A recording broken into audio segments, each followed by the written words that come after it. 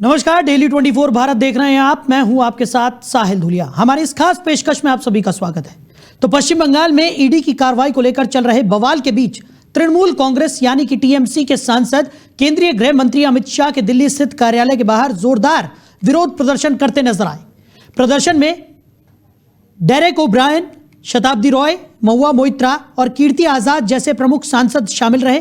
TMC सांसद ED की कोलकाता में आईपैक कार्यालयों और इसके सह संस्थापक प्रतीक जैन के आवास पर छापेमारी के खिलाफ नारेबाजी कर रहे हैं। मौके पर पहुंची पुलिस ने प्रदर्शनकारियों को हटाया और महुआ मोइत्रा और डेरेक ओब्रायन समेत कई और सांसदों को हिरासत में लिया गया। मौके पर पहुंची पुलिस ने प्रदर्शनकारियों को हटाया। टीएमसी सांसद डेरेक ओब्रायन और महुआ मोइत्रा को दिल्ली में केंद्रीय गृह मंत्री अमित शाह के ऑफिस के बाहर विरोध प्रदर्शन करते समय पुलिस ने हिरासत में ले लिया। टीएमसी सांसद कीर्ति आजाद ने कहा कि ईडी ने गलत तरीके से छापे मारे हैं और यह अलोकतांत्रिक तरीके से चुनाव जीतने की कोशिश है। बीजेपी इस तरह से चुनाव नहीं जीत पाएगी। वहीं पश्चिम बंगाल में इस साल विधानसभा चुनाव होने हैं और चुनाव से पहले ही सियासी हलचल तेज हो गई है। पश्चिम बंगाल की राजधानी कोलकाता में उस वक्त हाई वोल्टेज ड्रामा शुरू हो गया जब ईडी ने कल प्रतीक जैन के घर पर छापेमारी की थी। जब ईडी की टीम प्रतीक जैन के घर और दफ्तर पर छापेमारी कर रही थी, तभी ममता बनर्जी भी उनके आवास पर आ धमकी। ममता बनर्जी के पहुंचते ही पारा और ज्यादा हाई हो गया। ममता बनर्जी ने ईडी पर आरोप लगाया कि वो तृणमूल कांग्रेस यानी कि टीएमसी की गोपनीय फाइलें और डेटा जब्त करने की कोशिश कर रहे हैं। ममता बनर्जी ने इसे राजनीतिक साजिश बताया और कहा कि अगर वो भाजपा के दफ्तर पर रेड मार दे तो क्या होगा। बहरहाल इस दौरान ममता की गाड़ियों में कुछ फाइलें भी रखवाई गई थी। वही आज जिस तरीके से टीएमसी की तरफ से दिल्ली में गृह मंत्रालय के बाहर प्रदर्शन किया गया, उससे साफ है कि यह मामला फिलहाल शांत होने वाला नहीं है। तो अब पश्चिम बंगाल में चुनावी माहौल के बीच आईपैक दफ्तर पर ईडी की छापेमारी सियासी घमासान की सबब बन गई है। ममता बनर्जी ने इसे सियासी बदले की कार्रवाई बताया था और आज विरोध मार्च का ऐलान किया था। बंगाल में ईडी के खिलाफ 2 अलग अलग एफआईआर दर्ज की गई। इसके साथ ही ममता बनर्जी और टीएमसी की तरफ से मामला कोर्ट में भी गया। टीएमसी ने कोर्ट में ईडी के खिलाफ याचिका भी दायर की है। टीएमसी ने कोर्ट से ईडी की कार्रवाई को गैर कानूनी घोषित करने और पार्टी के सभी गोपनीय दस्तावेज तुरंत वापस करने के निर्देश देने की मांग की है। उधर कलकत्ता हाईकोर्ट में ईडी ने मुख्यमंत्री ममता बनर्जी के खिलाफ याचिका दायर की। ईडी ने पुलिस पर अधिकार का दुरुपयोग करने का आरोप लगाया। ईडी ने अपनी याचिका में कहा कि बंगाल पुलिस सीएम ममता बनर्जी के साथ मिलकर कानून की खुलेआम अवहेलना कर रही है। ईडी ने कहा कि डिजिटल डिवाइस और दस्तावेजों की जबरन चोरी की गई और अवैध रूप से हटाया गया। तलाशी में दखल देना और ईडी अधिकारियों को गलत तरीके से रोकना अपने आप में अवैध और असंवैधानिक है। वहीं बीजेपी ने भी प्रेस कॉन्फ्रेंस कर ममता बनर्जी पर जमकर निशाना साधा। बीजेपी सांसद रविशंकर प्रसाद ने कहा कि मुख्यमंत्री ममता बनर्जी का आचरण अमर्यादित है। आजाद भारत में बंगाल में जो हुआ वो आज तक नहीं हुआ कि एक सिटिंग मुख्यमंत्री एक प्राइवेट प्रॉपर्टी में घुसकर जहां मनी लॉन्ड्रिंग की कार्रवाई चल रही है ईडी के द्वारा, वहां चली जाए, ईडी के लोगों को धमकाए और पेपर स्नैच कर वॉकआउट कर जाए। आज देश के प्रमुख अखबारों में फोटो छपी है, वो वॉकआउट कर रही हैं पेपर लेकर। ये मामला क्या है कि कोल स्कैम को लेकर, कोल की स्मगलिंग और हवाला ट्रांजैक्शन को लेकर ईडी कार्रवाई कर रही है। उसमें कई जगह रेड वगैरह हुई और जो मिस्टर जैन हैं उसके कंसल्टेंसी फर्म के बारे में यह शिकायत आई कि करोड़ों रुपए का ट्रांजैक्शन यहां से हुआ है। यह बात हम नहीं कह रहे हैं, ईडी ने अपने ऑफिशियल स्टेटमेंट में कहा है जो उनके वेबसाइट पर है। उसकी कॉपी हमारे पास है। उन्होंने पूरा लिंकेज बताया है। ऐसे में वो काम करने गए थे और आपको मालूम है बंगाल कोल स्मगलिंग का एक बहुत बड़ा हॉट स्पॉट बना है। रूलिंग पार्टी के बहुत लोग का इन्वॉल्वमेंट है, उसकी चर्चा कई बार हुई है, हम लोगों ने भी किया है। यहां पर स्पेसिफिक केस था और मैं फिर रिपीट करूंगा, ये रेड न ममता जी के घर पर थी, न उनके ऑफिस में थी, न टीएमसी के दफ्तर में थी, न टीएमसी के किसी नेता, विधायक, एमपी या ऑफिस बेरर के घर पे थी। यह रेड थी एक प्राइवेट कंसल्टेंसी फर्म जिसके यहां करोड़ों रुपए के मनी लॉन्ड्रिंग की शिकायत आई थी कोल स्कैम में। उसको आजाद भारत में बंगाल में जो हुआ वो आज तक नहीं हुआ। टीएमसी और बीजेपी में संग्राम देखने को मिल रहा है। बंगाल में ईडी की लड़ाई अब दिल्ली तक पहुंच गई है। आज टीएमसी सांसदों की तरफ से जोरदार प्रदर्शन गृह मंत्रालय के बाहर किया गया और इसी पर चर्चा के लिए कुछ खास मेहमान हमारे साथ जुड़ गए। सुमित मेहरोत्रा टीएमसी से हमारे साथ है, तो सूरज सिंह जी बीजेपी से हमारे साथ हैं। आप दोनों का ही बहुत स्वागत है। सुमित जी, मेरी आवाज पहुंच रही है आप तक? जी बिल्कुल आ रही है आपकी आवाज। सुमित जी, टीएमसी की तरफ से आज जोरदार प्रदर्शन किया गया है, लेकिन भारतीय जनता पार्टी ने प्रेस कॉन्फ्रेंस की और ममता बनर्जी पर जोरदार हमला उन्होंने बोला। उन्होंने कहा कि उनका आचरण ठीक नहीं है। एक संवैधानिक कार्रवाई जिस तरीके से चल रही थी उसके बीच जाना और इस तरीके का जो कृत्य उन्होंने किया है उसको लेकर सवाल उठा रही है भारतीय जनता पार्टी। क्या कहेंगे? देखिए, भारतीय जनता पार्टी का तो काम ही यही है किसी को किसी चीज से जोड़ना, जबकि वहां पे कोई कोयला घोटाले का कोई कागज नहीं है, कोई कुछ नहीं है। केवल वहां पे पार्टी जो आईटी सेल में है, जो प्रशांत किशोर वाली जो आईपैक जो कंपनी है हमारी, आईपैक कंपनी में केवल रणनीति बनाई जाती है, चुनाव के ऊपर काम होता है, किस तरीके से आपको संगठन चलाना है, किस तरीके से पार्टी को आगे करना है, चुनाव में क्या होगा, किस तरीके से रहेगा, ये सारी चीजें हैं। पर भारतीय जनता पार्टी आज वहां पे इतना ज्यादा डरी हुई है कि अब वो आईपैक के ऊपर जाकर के उन्होंने हमला करा है कि आईपैक को हम लोग कमजोर करें, आईपैक को इनकी जो टीम है इसको कमजोर करेंगे तो ममता बनर्जी कमजोर हो जाएंगे। तो ममता बनर्जी वो शेर नहीं है कि आप कितना भी हमला कर लेना, ममता बनर्जी कमजोर नहीं होगी, क्योंकि वहां पे जनता का साथ उन्हें मिला हुआ है। ईमानदार है, ईमानदार नेता है। इसीलिए आज अगर भ्रष्ट नेता होती हमारी माननीय ममता बनर्जी तो भारतीय जनता पार्टी और गृह मंत्रालय अभी तक मैं समझता हूँ वहाँ पे राष्ट्रपति शासन लगा चुके होते और ये अंदर कर चुके थे। इन्हें कोई सबूत नहीं मिला है दीदी के खिलाफ, इसलिए अनगरल बातें करते हैं लोग वहाँ पे। लेकिन सुमित जी, भारतीय जनता पार्टी की तरफ से तो ये कहा जा रहा है अगर किसी तरह की कोई गड़बड़ नहीं थी तो ममता बनर्जी को क्या जरूरत पड़ी थी कि ईडी की कार्रवाई में इस तरीके से दखल अंदाजी करें? वहां पर पहुंची, कुछ फाइलें उठवा के अपनी गाड़ियों में रखवा कर वो वहां से निकल गई, क्या वजह थी? इनको भारतीय जनता पार्टी को केवल एक ही चीज चाहिए कि आईपैक जो अपनी रणनीति बनाता है वो हमें मिल जाए, भारतीय जनता पार्टी को मिल जाए। तो टीएमसी की जितनी रणनीति है, जिस हिसाब से चुनाव कर रहे हैं, वो कैंपेनिंग किस तरीके से कर रहे हैं, वो चीजें फाइलें हमें मिल जाए। हम क्यों देते भाई? हमारी फाइलें हैं, हम क्यों आपको दें? अगर उसमें कोई आपको है, हम लोग क्यों कोर्ट गए हैं, हम भी गए हैं और आईपैक भी कोर्ट गया है, आपको कोर्ट में जवाब मिलेगा। कोर्ट जो निर्णय करेगा, कोर्ट जो निर्णय करेगा। पर इनको सीबीआई जब चुनाव आते हैं ये देखा गया है कि ये लोग तभी सीबीआई ईडी का प्रयोग होता है, उससे पहले कोई नहीं है, कोई शांत बैठे होते। आज मुझे बताइए, सीबीआई ईडी केवल और जब चुनाव आते तभी काम होता है सीबीआई ईडी का। ठीक है, जवाब ले लेते हैं। भारतीय जनता पार्टी की तरफ से सूरज सिंह जी भी हमारे साथ है। सूरज सिंह जी, टीएमसी की तरफ से लगातार ये कहा जा रहा है कि जितनी भी ये जांच एजेंसियां हैं उनका गलत इस्तेमाल भारतीय जनता पार्टी कर रही है, और आईपैक की अगर बात करें तो क्या जरूरत है कि उनकी फाइलों को यहां पर जब्त करने की कोशिश की जा रही है? क्यों अपनी रणनीति टीएमसी आपको बताए? घबरा गई है क्या भारतीय जनता पार्टी? सूरज जी, आपकी आवाज हम तक नहीं पहुंच पा रही है, आप अनम्यूट कीजिएगा अपने आप को। सूरज जी, मेरी आवाज पहुंच रही है आप तक? तो सूरज जी से हमारा संपर्क यहां पर नहीं हो पा रहा है, उनसे दोबारा जुड़ने की हम कोशिश करेंगे। लगातार हमारे साथ सुमित मेहरोत्रा जी बने हुए हैं। सुमित जी, भारतीय जनता पार्टी की तरफ से रविशंकर प्रसाद ने आज प्रेस कॉन्फ्रेंस की।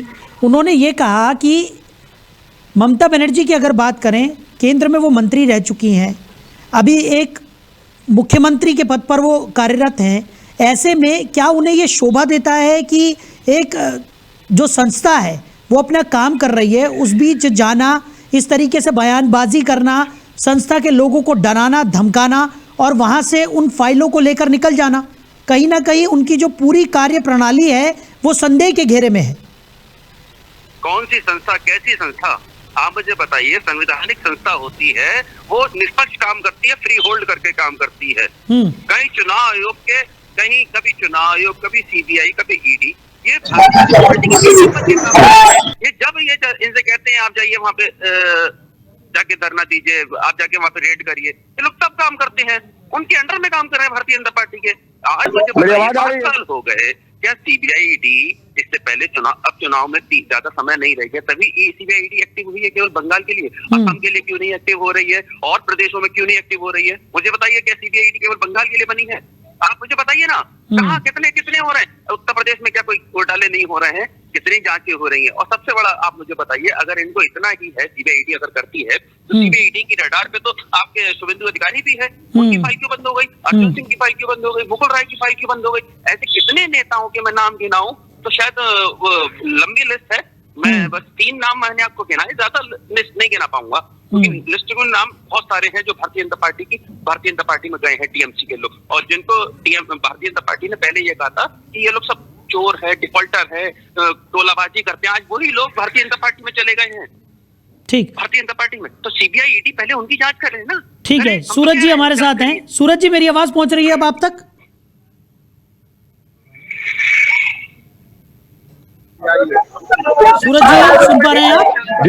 जी मेरी आवाज आ रही है क्या? जी, अब आपकी आवाज हम तक पहुंच पा रही है सूरज जी। सवाल यही है कि टीएमसी की तरफ से लगातार ये कहा जा रहा है कि भारतीय जनता पार्टी तमाम जांच एजेंसियों का दुरुपयोग यहां पर कर रही है। क्या जरूरत है कि आईपैक की तमाम फाइलें आप लोगों को चाहिए? और ईडी अगर कोई कार्रवाई करने के लिए तभी क्यों पहुंचती है जब वहां पर चुनाव होते हैं?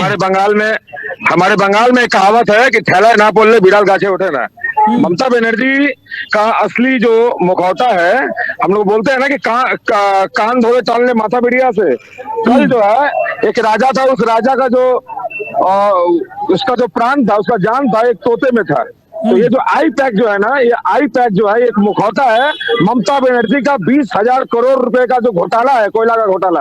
अनूप माझी ने लिखित रूप से 2022 में सीबीआई को लिखित रूप से अनूप माझी ने लिख कर दिया था कि 20,000 करोड़ रुपए हम लोग जो है तृणमूल कांग्रेस को पैसा देते हैं, और उस पैसे से ममता बनर्जी ने गोवा का इलेक्शन लड़ा, दिल्ली में पैसे जा रहे हैं।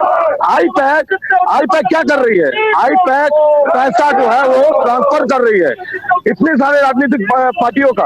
आपने देखा होगा, अभी साउथ में एक राजनीतिक पार्टी है, उसका भी पैसा जो है उन्होंने आई पैक के द्वारा, उन्होंने हवाला के द्वारा इन्होंने किया है। आई पैक जो है इनका जो ब्लैक मनी है उसको व्हाइट कर रही है। आई पैक जो है किसी भी प्रकार से ये कोई रणनीतिकार कंपनी नहीं है, ये एक फ्रॉड है, और इस फ्रॉड का जांच करने का अधिकार कोर्ट ने दिया है, और कोर्ट की निगरानी में सुमित जी हमारे साथ जुड़े हुए हैं, सुमित मेहरोत्रा जी हमारे साथ लगातार बने हुए हैं। सुनिए सूरज जी, मेरी आवाज पहुंच रही है? इस राज्य के सीएम का नहीं है। ठीक है सूरज जी, टीएमसी की तरफ से लगातार ये कहा जा रहा है कि ईडी, सीबीआई या चुनाव आयोग उसी वक्त क्यों एक्टिव होता है जिस वक्त वहां पर चुनाव होते हैं? उससे पहले आप लोग कहां सोए रहते हैं? अगर ये घोटाले की बात आप कर रहे हैं, आज का घोटाला तो नहीं है जिसको लेकर आप चर्चा कर रहे हैं। जोड़ के जो देखने का जो एक ये जो राग है ना, ये लोग हमेशा ये लोग अलापते रहते हैं, इनको छोड़ दीजिए, इसमें मत जाइए। मेरा बोलने का मतलब है कि तृणमूल कांग्रेस की पार्टी ऑफिस में उनका डॉक्यूमेंट्स नहीं है, और आई पैक की ऑफिस में उनका डॉक्यूमेंट्स रखा हुआ है। ये क्या लोग, आप क्या लेकर क्या छुपाना चाहते हैं? आप भाईपो का जो 2 नंबर का जो पैसा है वो छुपाना चाहते हैं, या आई पैक में जो आपके 20,000 करोड़ का घोटाला किया है ममता बनर्जी तृणमूल कांग्रेस ने, वो छुपाना चाहते हैं? आई पैक एक प्राइवेट कंपनी है, और उस प्राइवेट कंपनी के दफ्तर में अगर कोई इंक्वायरी हो रही है तो उससे क्या दिक्कत है ममता बनर्जी को? बताना चाहिए उनको। सुमित जी, सवाल यह है कि आई पैक एक प्राइवेट कंपनी है, और अगर उस कंपनी के खिलाफ किसी तरह की कोई कार्रवाई हो रही है तो ममता बनर्जी को किस बात की दिक्कत है? ऐसा भारतीय जनता पार्टी की तरफ से कहा जा रहा है। उनका साफ तौर पर यह कहना है कि 20,000 करोड़ का जो कोयला घोटाला था उसके सबूत वहां पर हैं, और इसी को लेकर ईडी को जो इन्फॉर्मेशन मिली है उसके तहत ये कार्रवाई हो रही है। खाद्य मंत्री ज्योतिप्रिय मल्लिक के ऊपर जब रेड हुआ तब आप नहीं गई, आप अनुमोदन मंडल के ऊपर जब हुआ तब आप नहीं गई, और आप जब आई पैक में जब रेड हो रहा है तब आप गए।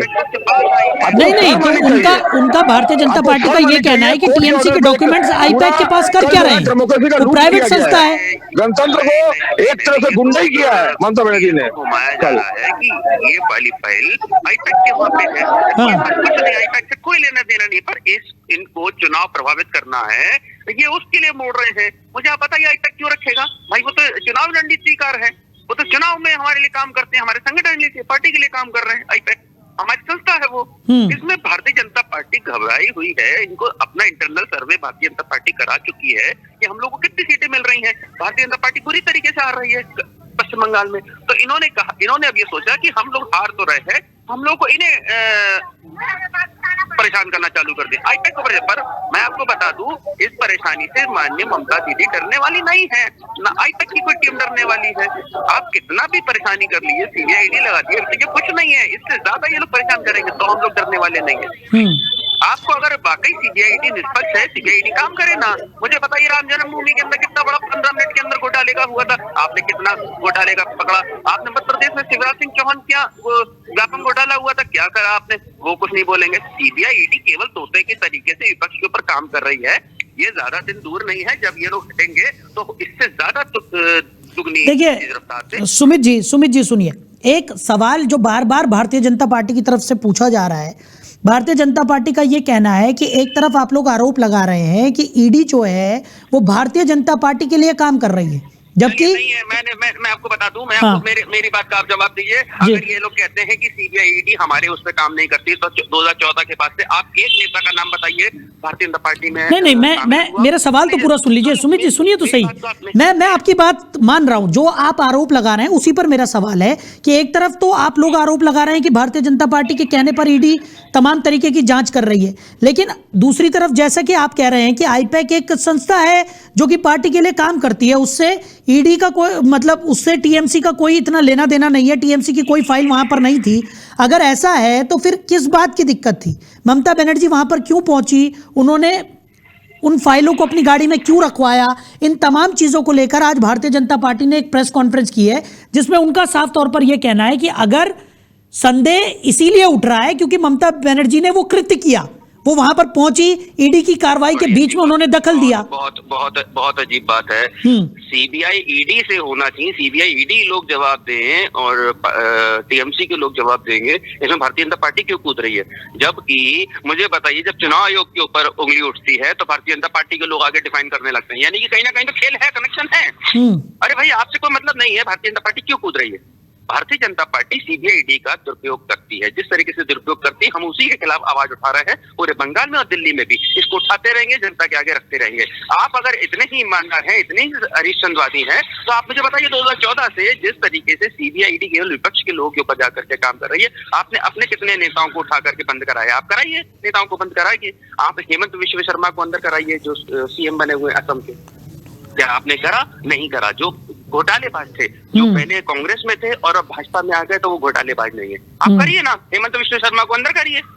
अच्छा सुमित जी, अब यहाँ पर कोर्ट में ये मामला पहुंच गया है, ईडी की तरफ से भी टीएमसी के खिलाफ याचिका दायर की गई है और टीएमसी ने भी कोर्ट में याचिका दायर की है। अब आगे क्या कुछ कदम रहने वाला है आपका?